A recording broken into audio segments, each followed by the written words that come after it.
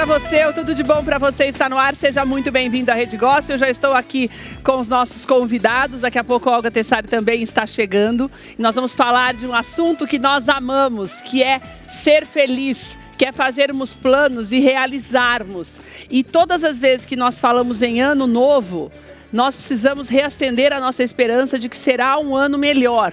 Mas nós vamos mostrar para você que, a despeito de tudo que você vive, mesmo que você ache que você está passando por dificuldades muito grandes e problemas que parecem insolúveis, não é verdade. Nós temos 2 exemplos de vida aqui, dos quais eu me inspiro muito, e por isso que eles estão aqui com a gente hoje. Daqui a pouco você vai conhecer um pouco mais, não só dos planos da Eli e do Guto, que estão aqui na tela já mostrando para vocês os dois, mas um pouco daquilo que eles viveram para ter essa visão diferenciada da vida. Porque a maneira como você enxerga os teus problemas é que vai definir se você vai resolvê-los de verdade ou se você vai fazer com que isso perdure mais do que precisa. A Olga Tessari também já está chegando para falar com a gente sobre isso, e é importante que você reprograme a sua mente, porque os números são desanimadores quando nós falamos de perspectivas dos brasileiros. Para você ter uma ideia, existe um instituto chamado Cause, que todos os anos ele faz uma pesquisa para aferir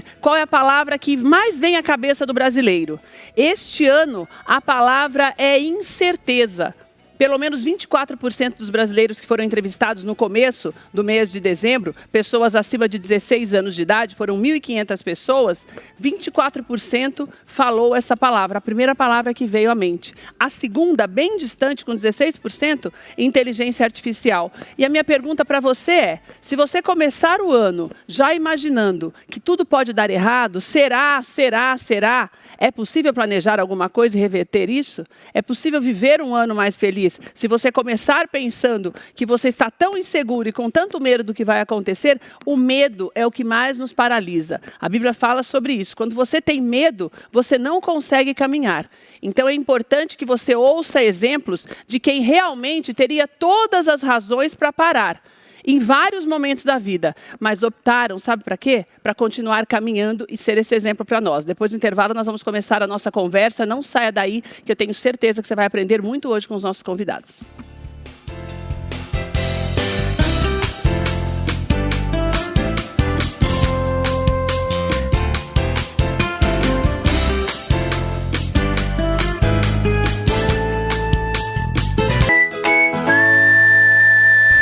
Já estamos de volta desde nós trocando ideias, e eu quero agradecer demais a Sodier Doces. Dona Cleusa, um beijo. A Sodier mandou os bolos pra gente hoje, uma delícia, bolo crocante. E este bolo de cenoura com Nutella. Guto pode comer. Eu pensei hoje no Guto também, e o Guto tem várias restrições aí alimentares. Então hoje tem os bolos da Sodier que estão aprovados, né, Guto? Tudo bem nos bolos? Mais que aprovado. E um beijo pro nosso querido parceiro Rodolfo, Le Mise en Place. Preparou esses pastéisinhos também, são todos, eu já falei, proibi os meninos de comerem hoje antes. Obrigado. Pra dizer que era do Guto, porque o Guto só pode comer esse hoje. O restante é a especialidade do Rodolfo, que são as costelas. Então tem sushi de costela, as coxinhas também de costela e os bolinhos. Muita coisa gostosa que o Rodolfo mandou pra gente. Muito obrigada, Rodolfo, por essa parceria. Uma das características lá do Rodolfo, que é uma criação dele, é justamente esse sushi de costela, que é uma delícia. Vale a pena você conhecer o Le Mise en Place, você vai adorar. Olga, seja muito bem-vinda. Eli também, uma alegria ter você aqui de volta, e o Guto também. Pedi para que eles voltassem aqui hoje, para que nós falássemos sobre esse assunto, porque é o que eu falei para você no outro bloco do programa. A Olga também é uma pessoa extremamente positiva. E eu sempre gosto de falar um pouquinho de fé, porque a despeito de religião, se você não tiver fé de que as coisas vão melhorar, você não consegue caminhar. Então é preciso que, em momentos difíceis, você fortaleça a sua fé. E eu sempre falo isso, que quando você tem bons exemplos, quando você se inspira nas pessoas, você fala, caramba, mas ele está conseguindo fazer isso e tem tantas outras coisas para pensar, e por que eu não consigo? Você não consegue porque muitas vezes você não tem esse foco naquilo que é bom. O Guto até escreveu um livro sobre isso, depois nós vamos falar sobre esse livro, porque o Guto tem uma história de luta contra o câncer e que muitas vezes, muitas pessoas acharam que ele não fosse vencer essa batalha. Mas ele nunca desistiu disso, né? Nunca desistiu de viver e nunca desistiu de se superar. Não era simplesmente vencer a doença, era superar os próprios limites. E da mesma forma, a Eli, eles não se conheceram agora. eles têm uma história muito similar, porque a Eli também, quando ela descobriu a doença, ela tinha 16 anos de idade, e ela veio para São Paulo para se tratar, e aqui ela foi ficando, ela se casou, ela teve filhos, e quando ela precisou amputar uma parte da perna, o que poderia também ser aquela sentença, sabe, do que eu vou fazer, eu vou ficar em casa, não vou mais poder fazer nada, eu acho que talvez, se isso não tivesse acontecido, ela jamais se dedicaria tanto ao esporte e não seria uma campeã como ela é hoje, vive em busca de medalhas, agora a gente está nessa luta para ela ter. Eu falo a gente porque eu sempre abraço essas lutas e a Eli sabe, para conseguir patrocínio para ir para a Paralimpíada no ano que vem, né, Eli, já? 2028. Em 2028, e ela está nessa luta aí, se superando todos os dias. Então, Olga, eu acho importante que a gente fale sobre isso quando nós temos um novo levantamento de que a palavra que mais vem à cabeça do brasileiro é a insegurança, significa que nós, a incerteza, significa que nós precisamos reprogramar a nossa mente e começarmos a olhar para essas pessoas como essa inspiração que elas realmente são e tentar minimizar os problemas para vivermos melhor, né? Exatamente. Se a gente parar para pensar, por que a incerteza? Porque o Brasil ainda é o maior país do mundo em pessoas ansiosas. Né? Pessoas ansiosas. Uma coisa puxa a outra. Uma coisa puxa a outra. E a incerteza está muito ligada à ansiedade. Quanto mais ansioso você fica, mais incertezas você cria na sua mente, independente do que está acontecendo na realidade. Então, é muito importante você diminuir a sua ansiedade e começar a olhar para o futuro. O futuro depende do teu presente. Né? O passado já foi, o presente é agora e o futuro vai depender das suas ações agora. Então, se você fica imaginando um futuro negro pela frente, um futuro horrível pela frente, o que vai acontecer? Você vai ter atitudes sem perceber, inconscientes, para que esse futuro aconteça. Então, o melhor a fazer é, vou agir para ter um futuro melhor. Então, eu vou olhar para as coisas de uma forma mais positiva, mais leve, mais alegre. Eu vou me permitir fazer coisas boas para mim. Eu vou encarar os problemas visando a solução. Porque esse é o grande mote, né? Na maioria das vezes, o que as pessoas fazem? Ah, eu estou com um problema. Ai, meu Deus. E agora? Chora. E agora? O que eu faço? Ai, meu Deus, não vai ter jeito. A pessoa sempre vê o pior, justamente por conta do perfil ansioso. Porque a pessoa ansiosa, ela sempre vê o pior, na grande maioria das coisas que ela está vivendo. Então, é como se fosse uma bola de neve. Se você é ansioso, você vai ficando inseguro, você vai ficando com medo e daí você não consegue mais caminhar. Exatamente, você se paralisa, porque você vê um futuro tão incerto, né, que você fala, é melhor não fazer nada, é melhor eu me entregar. E seja o que Deus quiser. E você não toma nenhuma atitude para ajudar Deus a te ajudar. Né? Essa é a verdade. Então, na prática... É porque tem coisas que fazem parte da gente, né? Você precisa dar o primeiro passo, né? Exatamente. Nós temos que fazer a nossa parte. É o que eu digo sempre no consultório. Eu faço a minha parte, mas se você não fizer a sua, a gente não sai do lugar. Então, é fundamental você olhar para frente de uma forma mais positiva. E isso significa o quê? Satisfazer os seus desejos, as suas vontades, melhorar os seus relacionamentos, né? E buscar soluções para os problemas que você tem, sejam eles quais forem. Depois eu vou querer que você responda uma pergunta que a gente sempre ouve, você deve ouvir muito no consultório. Isso é fácil para você, porque você não está passando pelo que eu estou passando, né? Exatamente. Mas existem alguns caminhos que a Olga vai falar para a gente, que não é do dia para a noite, mas é preciso que haja o primeiro passo, que é a iniciativa. Guto, quando você descobriu a doença? 2007. Quantos anos você tinha? 17, estava no terceiro colegial. Você tinha 16, né, Li? Eu acertei, né? Sim. Quer dizer, vocês tinham mais ou menos a mesma idade. Você sempre teve essa visão positiva da vida antes mesmo da doença, Gu? Graças a Deus, sim, porque a minha família sempre foi muito positiva. Mas 18 anos tratando de uma doença te coloca em caminhos negativos. Até das pessoas, né, também, não, como um todo. E aí o que ela falou, que todo mundo fala, ser obrigado a olhar o lado positivo se você quiser sair realmente do buraco, né? E nesses 18 anos eu fui entendendo que cada vez mais que eu escolhia, parece muito clichê, mas eu falo, a vida reside nos clichês, porque tem tanta coisa linda nos clichês da vida, que tipo, o presente é um presente, é uma dádiva, parece muito simples falar, mas quando a gente entender que são 18 anos agora que eu tô bem, mas esses 18 anos atrás, as pequenas coisas que eu fui fazendo é o que me trouxe até aqui. Eu não sei se tem mais 18, mais 5, mais 1, não importa, mas o que eu tô fazendo aqui agora é o que me deixa bem, é o que me deixa com mais segurança pro agora, pro eu acho que quando a gente começar a pensar nem muito no futuro, lá para frente, que a gente pensa anos para frente, não, no próximo dia, coisa menor, mensurar coisas menores, para mim fez mais sentido.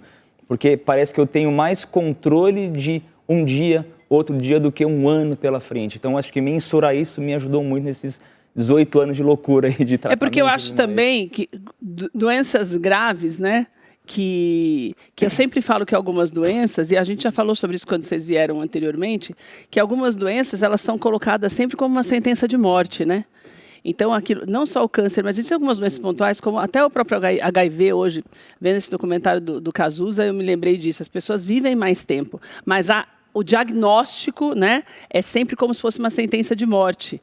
Então, me dá a impressão de que você reduzir essa perspectiva te faz viver melhor, né? Porque você fica pensando daqui não sei quantos anos, as próprias pessoas colocam isso. A gente nem sabe se vai chegar muito também, né? Porque tanto todos medo, nós, né, inclusive. Não, sim, mas a doença, o câncer em si, que todo mundo fala, já fala, você não vai viver muito, você não vai ter tanto então, é a tempo sentença de vida. morte. Mas então, muitas vezes mais as pessoas em volta do que você mesmo. Mas em contrapartida, a gente estava conversando antes, isso, por incrível que pareça, é bom, porque traz esse medo muito do futuro, te traz mais para o presente. Para você aproveitar melhor. O quê? No presente, você aproveita o presente. Então a gente aproveita mais do que as pessoas que são ansiosas, que têm medo e tudo mais. E você sempre foi positiva também, Li? Também. Eu acho desde o início da doença? Na realidade, eu até comentei com o Guto que eu não tinha ideia do que era, porque eu vivia no interior e eu era muito leiga.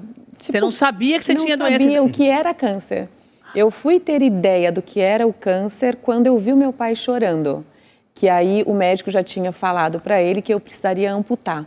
Isso você é jovem, com 16 anos. Com 16 anos, mas eu não sabia nem o que era uma amputação. Olha que absurdo. E o quão bom também foi isso, né? Absurdo, mas bom porque eu não tinha ideia da gravidade. E você ser leigo, em alguns momentos, até te ajuda a enfrentar. E eu não sabia. Mas falando para ele isso, que é engraçado, mas eu nunca fiquei questionando, nossa, por que comigo? Nunca pensei. E eu sempre via, quando eu estava fazendo o tratamento, a minha mãe chorava do meu lado, porque tinha uma profissional lá, que acho que tocava em feridas dela, né? E aquilo me incomodava um pouco, porque me deixava triste. Só que eu não estava triste, né? Porque eu tinha certeza que ia dar certo, né? Eu sempre confiei muito na medicina e nas minhas orações, então sempre me mantive motivada e feliz, e eu acho que isso me ajudou muito e me ajuda até hoje, depois de tudo isso, não ter passado pela amputação. Você faz o quê, 15 anos? 18 também? Não, faz um pouco mais, faz 30 anos no meu caso. 30 anos já? 30 anos. Meu Deus, como passa rápido também. Da minha cura, sim. Do início da conversa, né, do câncer, já passaram-se tudo isso. E vivi muitos anos, né, sem ter feito a amputação, né? Ela aconteceu há pouco tempo, por consequência de troca de endoprótese e tudo mais, mas sempre pensando no positivo. Ainda assim, nessa notícia da amputação... Mas e a amputação? Não tirou um pouquinho dessa positividade? Eu fiquei uma semana de luto assim, pensando o que eu vou fazer da minha vida, porque eu não vivia esse mundo do amputado, dessa deficiência um pouco mais, não vou falar severa, mas com uma redução de mobilidade um pouco mais alta.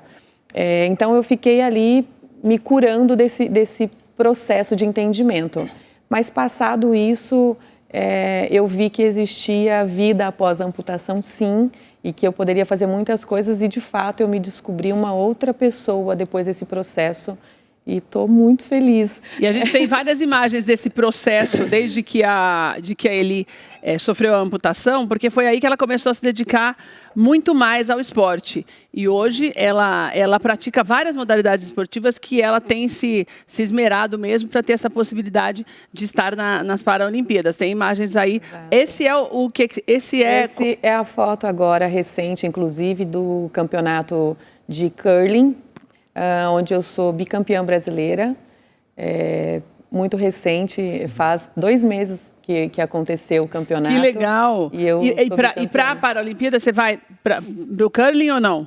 Então, o curling, ele é numa temporada diferente, né? Porque é temporada de inverno, então ela não é no mesmo período da Paralimpíada. Tá. São datas diferentes. Pela Paralimpíada, eu estou treinando para ir através do tiro esportivo. Que a gente tem imagens também, pode colocar um pouquinho das imagens também da Eli treinando também, que ela tem treinado tiro para as Paralimpíadas e é muito legal, porque ela tem se esforçado muito para isso, existem várias necessidades de patrocínio também, a gente vai deixar depois o contato da Eli para você também, para você entrar nessa jornada com ela. Quer dizer, você se descobriu no esporte, coisa que você não se dedicava antes. Eu não fazia ideia, na realidade, que eu poderia estar inserida nesse mundo. E eu tinha, mesmo tendo a perna, a minha limitação era maior. Engraçado, mas era maior, porque ela não dobrava, né? Então eu não conseguia andar de bicicleta, a minha marcha eu mancava muito mais, porque ela era meio dura, a perna. Então, eu não conhecia esse mundo, nunca fui apresentada. Quando eu amputei, que uma amiga me falou do irmão dela que me levou para esse mundo. Que legal, e aí né, eu gente? comecei no vôlei, tenho feito também o vôlei, mas a minha dedicação maior está sendo nesses dois esportes, porque são de temporadas diferentes. E aí, só falando um pouquinho do tiro, ele não é um tiro de fogo, é um tiro de chumbinho, é paralímpico, é diferente. E é onde eu tenho me esforçado. Esse ano eu já participei, meu primeiro ano, na realidade, nessa modalidade. Participei de várias competições pelo Brasil, trouxe várias medalhas também. E é onde eu quero seguir aí firme e forte para 2028. Para 2028. Bruno, Guto, lembrei do Dr. Bruno agora, um beijo para o Dr. Bruno Stefan, que é o médico que acompanha o Guto. Pra você ter uma ideia das loucuras que o Guto faz, por conta de todas as limitações que, teoricamente, de acordo com a medicina, ele teria, ele virou um estudo entre os médicos e o estudo foi, inclusive, apresentado no último encontro de medicina aqui no país, porque ele é triatleta hoje.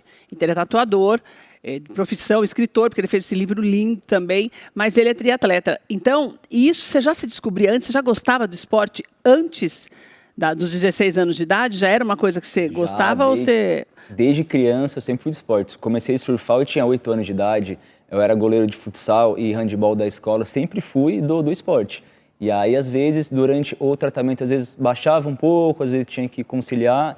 E em 2018 foi realmente, eu acho que foi mais difícil receber o diagnóstico da polineuropatia do que do câncer. Porque o câncer eu ainda conseguia fazer os esportes que eu gostava tanto. Quer dizer, você estava dentro da limitação que eles davam, mas estava dentro da sua realidade. Sim, e a polineuropatia me tirou os movimentos, né? Eu fechava a mão, ela travava, eu não conseguia correr, travava, eu caía. Que é uma consequência da doença ou não tem nada a ver? Na verdade, é uma consequência de muitos anos em tratamento. Ah, entendi. Pessoas que têm medicamento diabetes demais, muita também, coisa. Pode se acometer a isso. E aí foi realmente o baque geral para mim. Que daí, teoricamente, isso te impossibilitaria de continuar praticando esporte. Não, zerou. Você não pôde mais praticar. Eu não conseguia surfar, porque eu não conseguia nadar, a perna travava, eu não conseguia correr nada. Eu parei de fazer, totalmente esporte. E daí... Até que eu fui obrigado a ter uma nova perspectiva sobre isso. Que é isso que eu queria que você falasse. Eu fui atrás de um neurocirurgião, comecei atrás de médicos, até que ele falou, Gustavo, o que está acontecendo com você, tipo essa sinapse do cérebro mandar até o corpo para o movimento tá mais lerdo. Você vai ter que ensinar um novo movimento para o seu corpo. Aí eu fiz acupuntura, pilates, RPG, um monte de coisa para aí começar a soltar. E aí soltando, demorou 3 anos para conseguir realmente voltar. E nesses 3 anos eu fui inserindo o triatlon. E nesse período você andava? Andava, normal, mas eu andava devagar. Mas você se eu subisse não tinha o movimento para fazer um exercício, então? Se eu pulasse aqui agora, a perna travava. Qualquer movimento rápido, ele ficava rígido e depois voltava. Ô, Gustavo, mas daí o que eu quero saber é o seguinte, por exemplo, você tem essa limitação e o médico te explica, você vai ter que se esforçar para ensinar de novo, certo? Pode ser que fazendo isso dê certo. Mas daí você faz acupuntura, faz várias coisas. Sim. Mas daí ele fala em algum momento do seu cérebro, de você treinar o seu cérebro para ensinar tudo de novo? Não. Não? Ele fala, porque assim, quando eu estava fazendo exercício e o corpo travava, eu desisti e ia embora. Ele falou, não, é nesse momento que você tem que forçar. Tá. Tipo, isso quer não que queria essas novas sinapses. E algo que também começou a ajudar muito foi fazer meditação, uma boa alimentação que não deixa o corpo tão intoxicado, fazer outras pequenas coisas para tudo vir para o Gustavo. E aí, nesses 3 anos, foi que eu consegui ir arrumando de pouquinho em pouquinho. Eu fui realmente diminuindo. Algo que ajudou muito a polineuropatia é fazer exercício com eletroestimulação. A USPRO está comigo também, que é uma equipe... você coloca uma roupa e tem uns eletrodos que soltam... tipo um choquinho. Exato. Mas essa carga elétrica, de acordo com a voltagem, com o tipo de amplitude, é muito louco. Ele melhora o corpo físico. E aí, com o tempo treinando, a gente começou a perceber uma melhora na polineuropatia. E aí eu até virei outro caso de estudo. Virei um caso de estudo com o Bruno, né, com o Bruno Stefano, que ele apresentou, e agora também com a USPRO. Eles estão juntando pacientes que têm polineuropatia para poder ver que essas eletroestimulações ajudam. E aí zerou a minha, consegui Daí fazer você fez a prova. exame e não tem mais nada. Não é exame que faz, né? É tipo, até também o exame tem quando você já está acometido. Mas o próprio esporte travava. O meu medo maior era no Ironman eu travar por isso e não conseguir completar a prova. E aí eu fiz a prova em 8 horas e 34 minutos sem ter esse formigamento. Um cansaço extremo, uma briga mental. Nossa, que, meu imagino. Deus do céu, mas isso realmente saiu. Por que eu estou deixando eles contarem a história para você, mais detalhes dessa história? Para você entender o que eu quero falar agora, nessa mudança, é uma virada de chave que eles deram, na verdade, num momento crucial. Né, Olga? Que eu acho importante a gente entender que todo mundo pode dar uma virada de chave, né?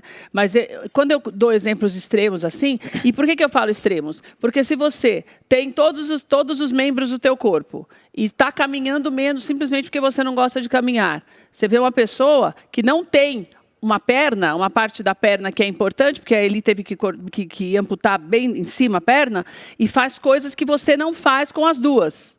E daí, é verdade isso, e é muito louco quando você pensa isso, porque você precisa focar nestes exemplos para você entender que as nossas limitações, eu sempre falo isso, todos nós temos limitações. E às vezes a nossa limitação, Olga, mental, ela é muito maior do que a física de pessoas que passam a vida lutando para se superar. Porque 18 anos é uma vida.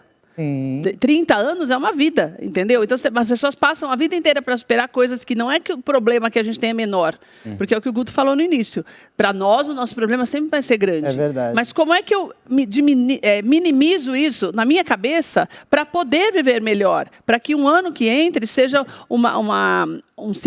tenha um significado diferente. Eu não sei o que vai acontecer nesse ano, mas que o que aconteça, que não seja tão bom, não seja por minha culpa, né? Pela minha estagnação, pela minha insegurança, pela minha incerteza.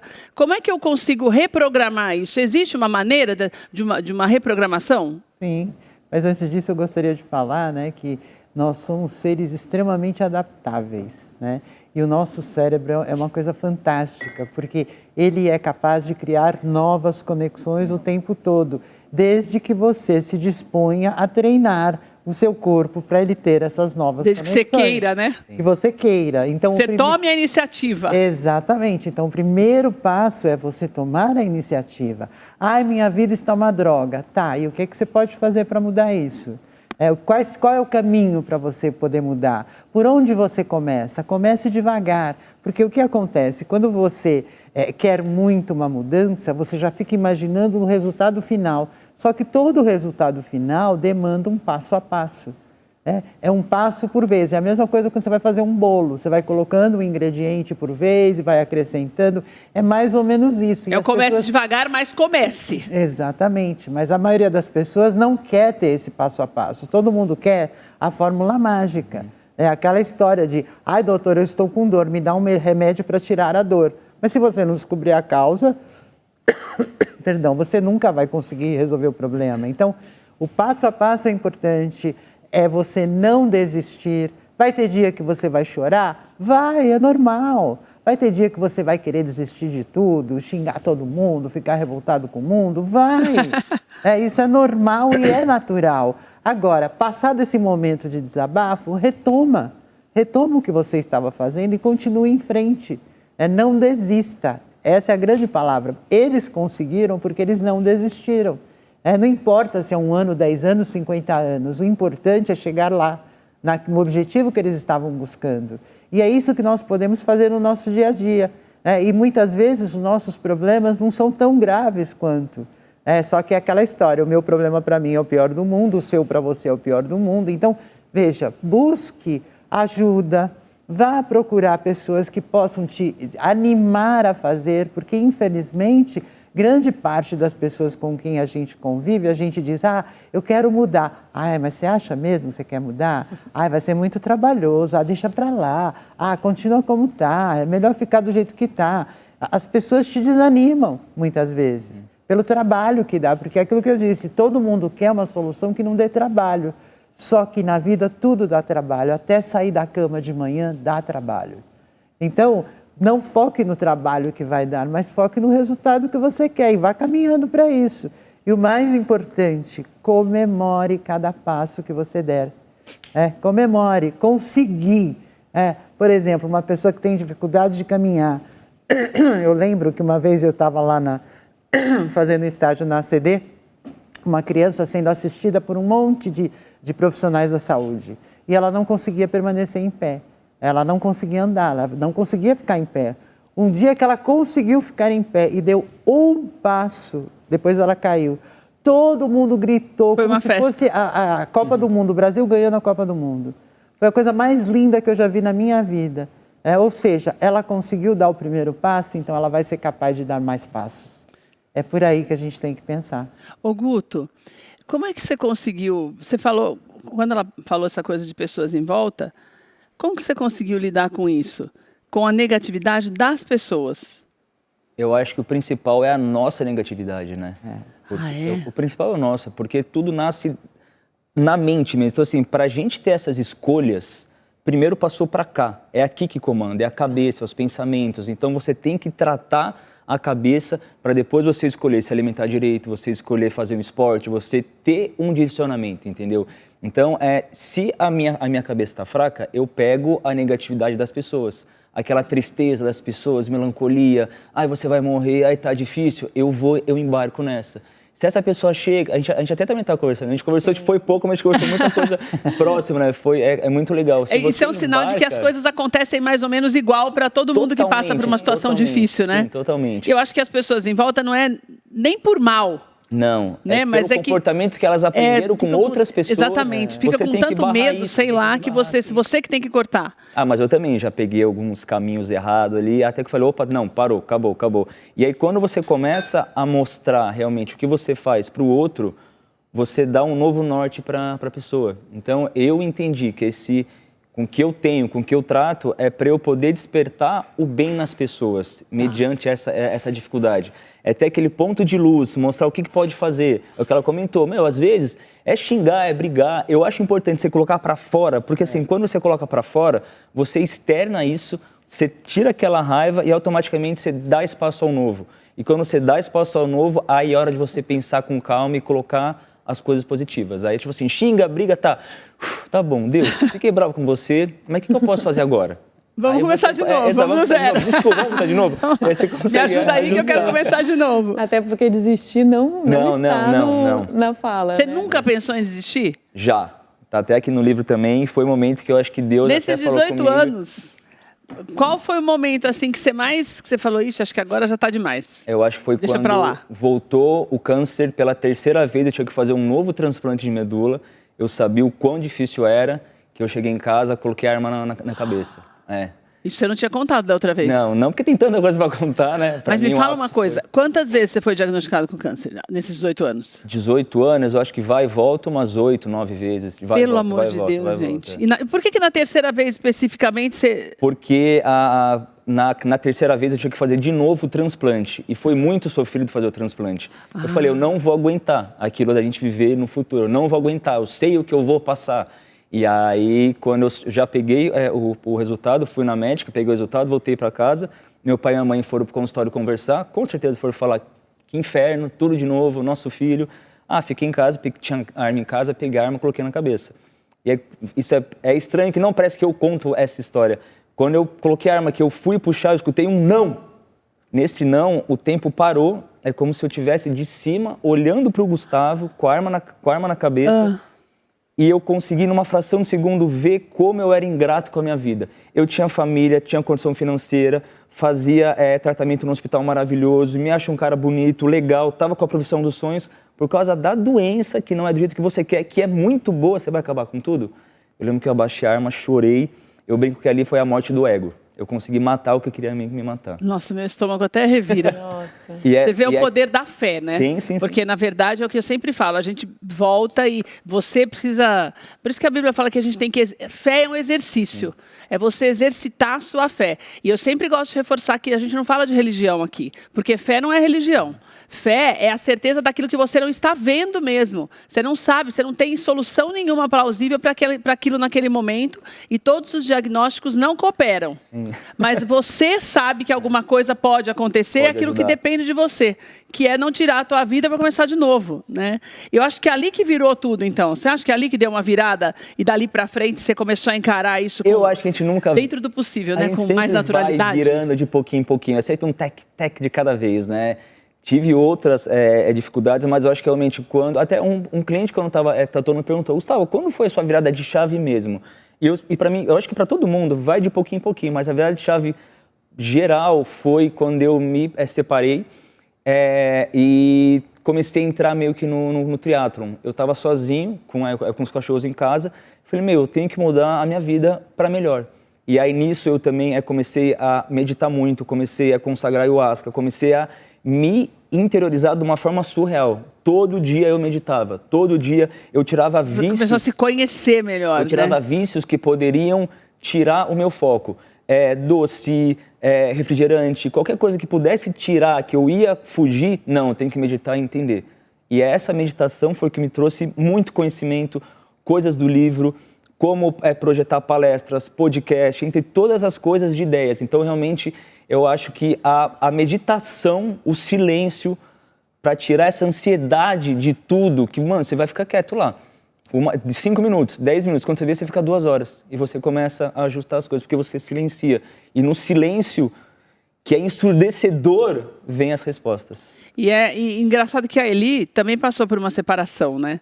E eu acho que a separação, para todo mundo, quando você tem alguém que você ama e que você recomeça sozinho, você acaba ressignificando várias coisas também, né? Que foi o que aconteceu com você também. Você saiu de um relacionamento, você começa a ressignificar algumas coisas daquilo que é importante. Rupturas acontecem, mas eu até conto no livro também que a nossa separação, a gente ficou 10 anos juntos. E a gente chegou no momento, a gente tentou passar por psicólogo de casal, tentamos fazer várias coisas, mas a gente viu que a gente era muito amigo. Então a gente separou amigo. E é muito legal que a gente conta também, essa separação, a gente conversava, tipo assim, Ju, desculpa se eu falei alguma coisa sua para poder te ferir, que era um problema meu. Ela também pedia desculpa. Então nesse tempo a gente foi se despedindo, liberando o outro pro próximo. A Ju agora namora, eu tenho amizade com o namorado dela, a gente faz algumas coisas juntos, então é muito legal realmente assim, paz.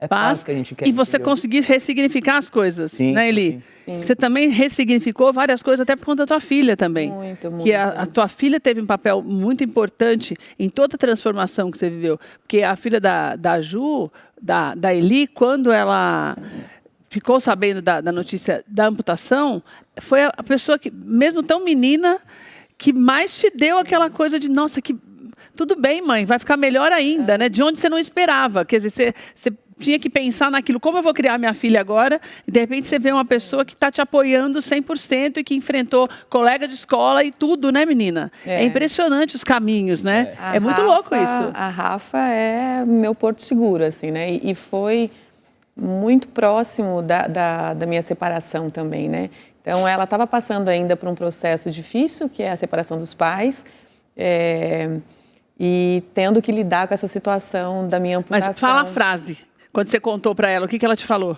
Que a gente chorou juntas, mas que ia ficar tudo bem, né? Que ela estava ali, que... Enfim, olha, até fica E ela muito tinha emocionada. 13, acho que 12, 13 anos, não foi? A Rafa estava com 10 anos. Então, mas eu lembro que ela contou aqui, que ela falou assim...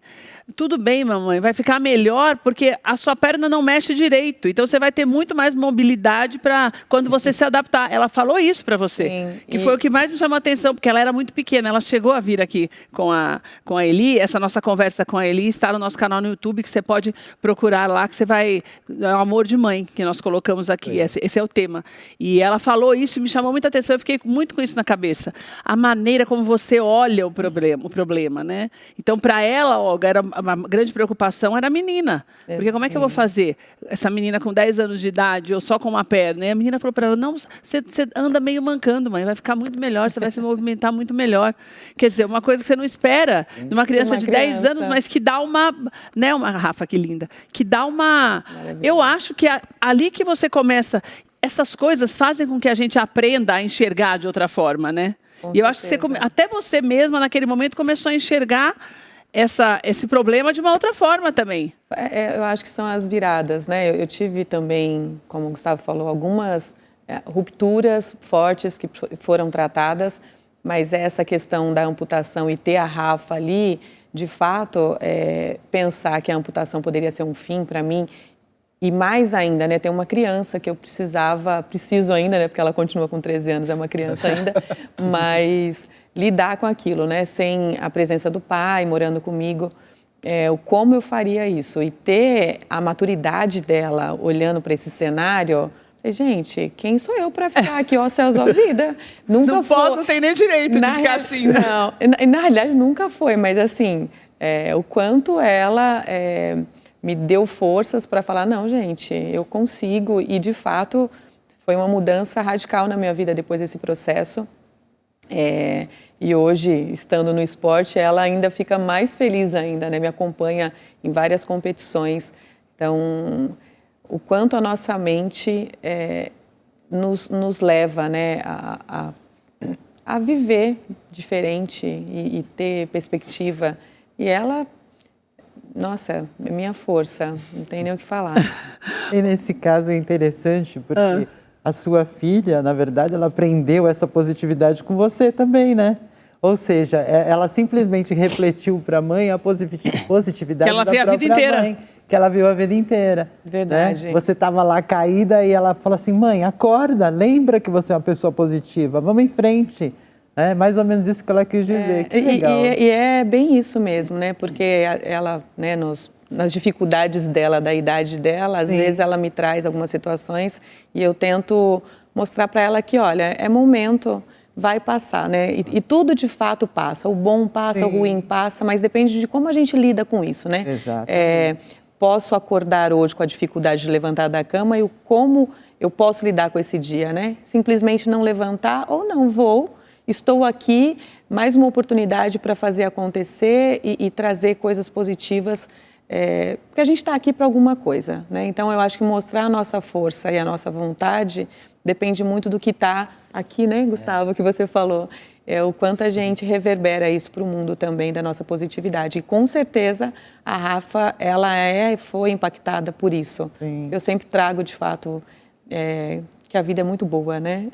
E é mesmo. E, consequentemente, ela leva esse ensinamento que ela tem, essa maturidade, para os amigos que estão lá. E os amigos depois levam para os pais. Então, é uma corrente do bem que se forma. A gente até também estava conversando. Foi, tipo, acho que 5 minutos, mas uma conversa muito rápida e profunda que a gente teve. Que, assim, quando algum problema, em geral, se instaura em uma pessoa... A rede que está em volta vai aprender de qualquer forma. Pode ser mais superficial, mais raso, não importa, mas vai olhar, é obrigado a olhar. Então, se você tem algum problema, você, a sua família que seja, tente olhar o que isso para você representa. E aí você começar a trabalhar. Porque se apareceu alguma coisa, você tem que trabalhar. E isso é fato, ela conseguiu romper alguma coisa que poderia ser muito grande e está levando para os amiguinhos que vai aquela corrente do bem, que no final volta para você. Quem você acha que mais aprende com toda a tua luta em volta de você? Eu acho que a gente é o que aprende mais. Mas eu vi que meu pai sofreu muito, meu pai não conseguia esconder, minha mãe e minha irmã escondia um pouco, escondia até no sentido de conseguir para ficar mais positivo, melhor, né? Para você não lidar melhor. Para não ver o peso da gravidade, vamos dizer assim. Tanto, mas meu pai eu vi que sofreu muito, né? Então a parte do livro que eu conto bastante é isso que a gente falou, é também conversar com as pessoas em volta para poder diminuir esse sofrimento. Nossa, porque eu via, meu pai sofria muito mais do que eu. Meu pai não conseguia lidar, era sofrido para ele. Eu via que ele sentia, entendeu? Mas graças a Deus... E você conseguiu conversar com ele sobre isso algumas vezes? Algumas vezes sim. Depois de você se sentir mais equilibrado, você conseguiu conversar mais com ele sobre isso? Na praia era um local que ele relaxava um pouco. Porque não tinha exame jogado em cima da casa, a praia era limpa, assim, não tinha nada, entendeu? Então ele não lembrava muito. Eu lembro até também um dia que a gente estava na praia, eu fui surfar, Ele falou, e aí, Gustavo, tava bom o mar? Eu falei, tava ruim o mar, não consegui surfar nem nada, tava ruim. Isso era bem antigamente, né? Meu pai, Gustavo, mas pensa pelo lado bom, você tá aqui na praia, você tá surfando. E eu falei, é verdade, pai. Então ele também... A minha família sempre, tipo, dava uns gatilhos, Gustavo, positivo, positivo. Isso eu consegui trazer realmente pra vida. Olha, eu abri aqui numa página que fala assim, dessa vez eu achei que não fosse sobreviver. É esse episódio que você contou pra gente ou é um outro? Olha, sinceramente, Página... não sei qual que... Ao lado de... Mas a verdade é que naquele momento eu só queria me sentir um pouco livre, mesmo que por alguns minutos. Dessa vez eu achei que não ia sobreviver. Às vezes achamos que a vida não pode surpreender a gente. Aí é que nós nos enganamos. Quando ela quer mostrar que sabe fazer algo mais complicado, ela faz questão de se superar. Continuando sobre histórias de reações alérgicas. Você lembrou? Essa hora... Eu achava que eu não passaria por isso de novo, pois não estava mais tomando tantas medicações juntas.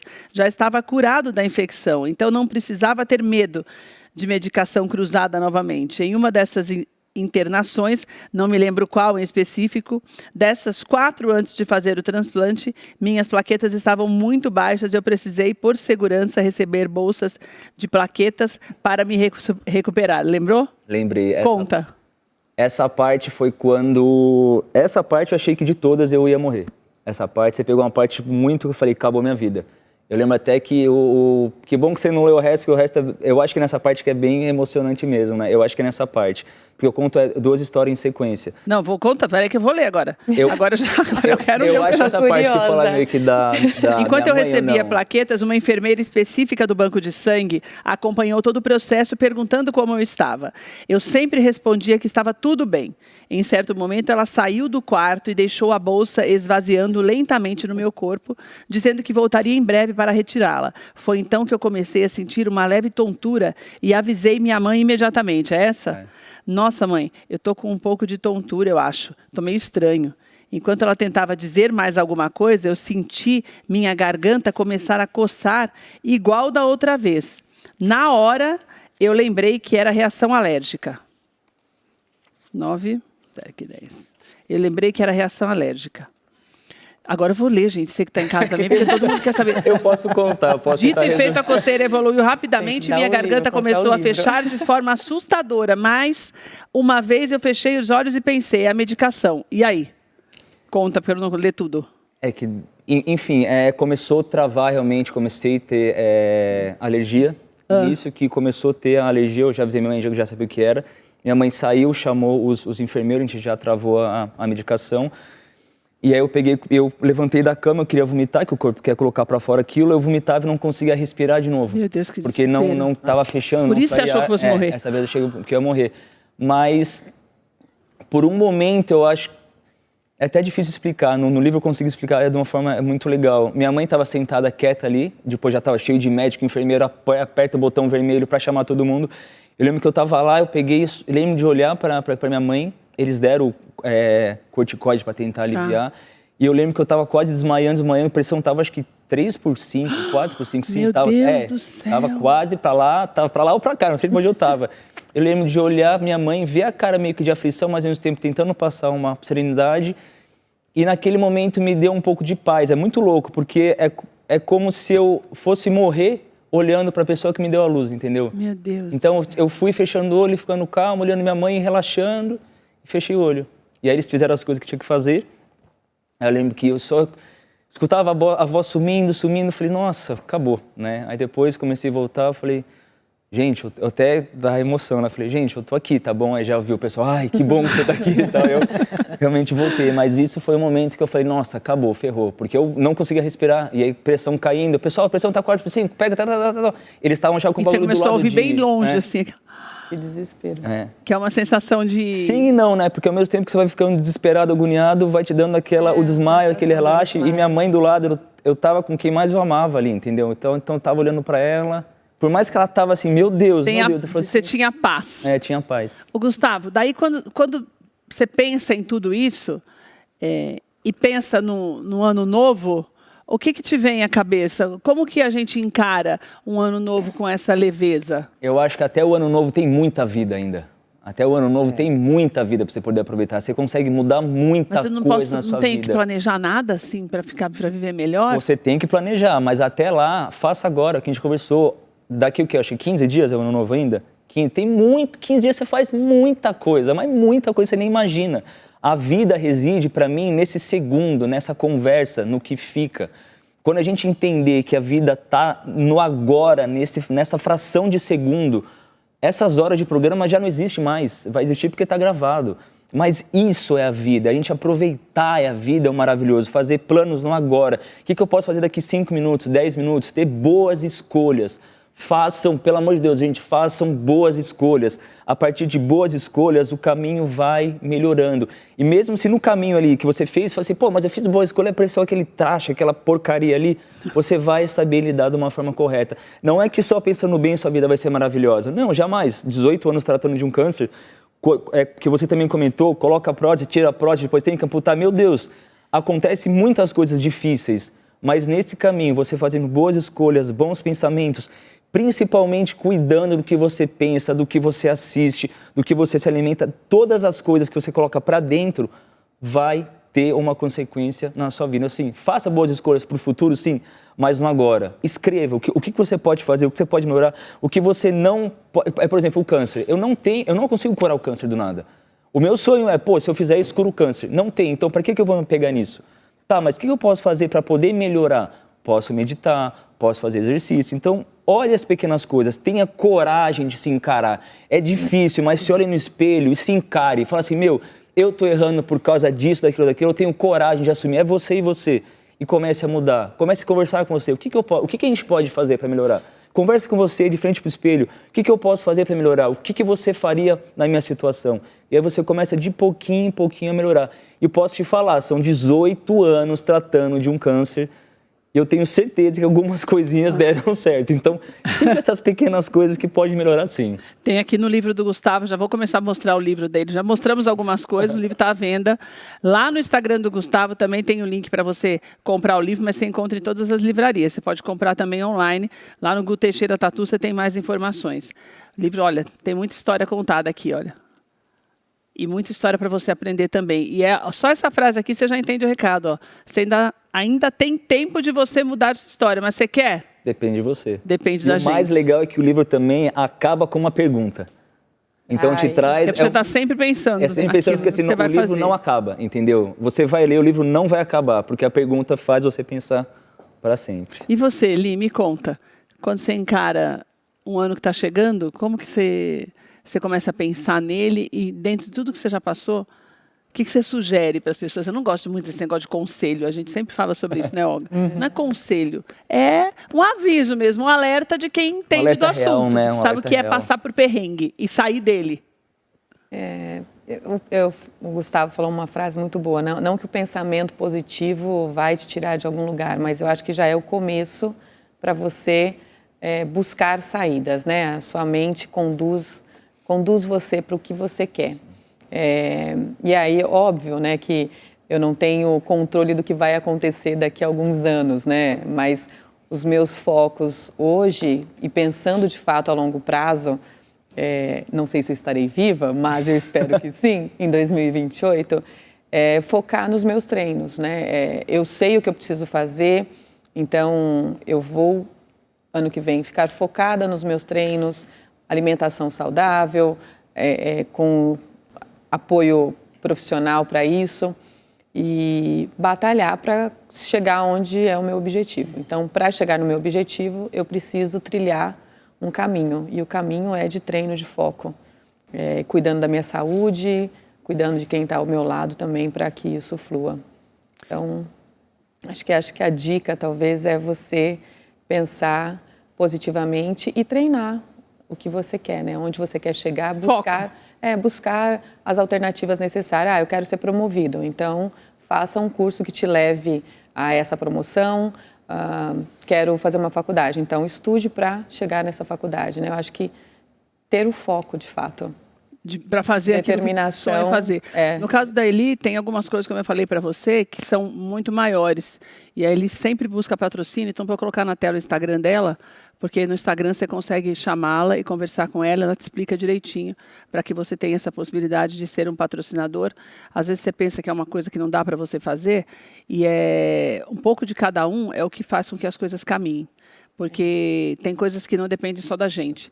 Então, daí cabe a você também fazer parte dessa história, que é uma história de sucesso já e que a gente quer ver longe. Tá aí na tela para você, Eli_Momesso.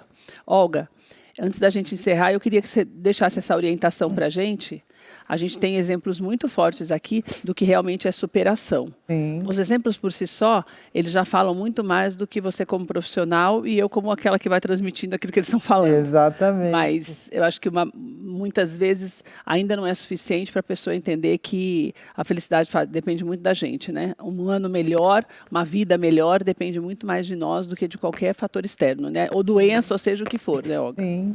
Eu acho que a palavra, a frase é cuide bem de você. Olhe para você, veja as suas necessidades, veja os seus desejos, veja aquilo que é bom para você e comece, como eu estava dizendo agora há pouco, o passo a passo para você colocar tudo isso em prática. Né? Como você bem disse, quer estudar, quer aprender alguma língua, vai estudar. Quer mudar de emprego, vai se aprimorar para mudar de emprego. Ou seja, aquilo que você deseja para você, faça acontecer, mas sempre cuidando de você. Porque o que acontece muitas vezes é que a pessoa foca no desejo, mas ela esquece dessa maquininha aqui, que ela precisa de atenção, ela precisa da boa alimentação, ela precisa do repouso adequado, do sono bom, ela precisa de energias boas, de pessoas boas em volta dela, com quem ela possa trocar. Então, o ambiente que você vive também é muito importante. Se você vive num ambiente de pessoas muito negativas, comece a buscar outras amizades. Comece a buscar pessoas que realmente queiram evoluir como você quer evoluir. E cuidando bem de você, você vai evoluir, você vai superar os problemas que você tem e você com certeza vai ter uma vida plena e muito feliz, que é o objetivo de todos nós. E o mais importante, eu quero deixar... Obrigada, Olga. Obrigada. Obrigada, Eli. Obrigada, Gu. Eu sou muito fã de vocês, de verdade. Muito Vocês obrigado me ensinam muito todas as vezes que vocês vêm. Você sabe disso, já te falei isso várias vezes, e a Eli também, e a Olga também. Então, eu me sinto muito honrada de ter vocês aqui hoje. E eu quero que você que está na tua casa entenda que você não pode deixar que o medo seja maior que a tua fé. Porque o dia que você se deixar dominar pelo medo, por mais que as pessoas te falem, por mais que você veja bons exemplos, você sempre vai acabar se pegando no exemplo que é ruim. Pode ser que você não consiga tirar de perto de você as pessoas que não são boas, mas tire da tua mente aquilo que é ruim e dê lugar ao bom. Porque isso depende de você. Você pode não conseguir mudar o ambiente que você vive, mas quando você começa a mudar, você pode transformar aquele ambiente. Isso começa na tua casa, se você tem problema na tua casa, no seu trabalho, se você tem pessoas tóxicas no seu trabalho, não seja uma delas. Essas pessoas mostram para a gente que essa limpeza interna reverbera em todos que estão ao redor. Porque eles não são só um exemplo para mim, eles são exemplo para as pessoas que estão ao redor deles e para pessoas que eles nem conhecem e que entram ali no Instagram deles e que se inspiram todos os dias. Mas sabe por quê? Porque eles não têm medo. E quando eles têm medo, eles choram e começam de novo. Então, o segredo é esse. Não vai ser perfeito todos os dias do seu ano novo. Não tem como acontecer. A Bíblia fala, Jesus já falou, olha, no mundo você vai ter aflição, vai ser difícil. Mas não fica preocupado porque eu venci o mundo. O não ficar preocupado não é ficar na sua casa deitado. É você renovar as tuas forças e acreditar que amanhã vai ser melhor. É aquela coisa piegas que o Gu falou, que parece, sabe, frase feita, mas é verdade. Amanhã vai ser melhor se você buscar que esse dia seja melhor. Então, o que nós desejamos é que você comece dentro de você a ter essa transformação para que você viva melhor. E quando você tiver um problema muito grave mesmo, como eles tiveram, você vai encontrar essa força dentro de você, porque você vai estar todos os dias renovado na tua fé. E vai deixar que a fé seja maior que o teu medo. Pense nisso todos os dias para que você seja melhor para você e para quem está ao redor, porque é muito difícil lidar com pessoas que não acreditam. Então, renove a tua fé para que outras pessoas também se sintam renovadas através de você. É o nosso compromisso nesse mundo sermos melhores para que nós possamos fazer desse mundo um lugar melhor. Depende de cada um de nós. Ou seja, o ano novo vai ser novo de verdade se você se renovar. Um beijo para você, a gente se vê amanhã. Lindo.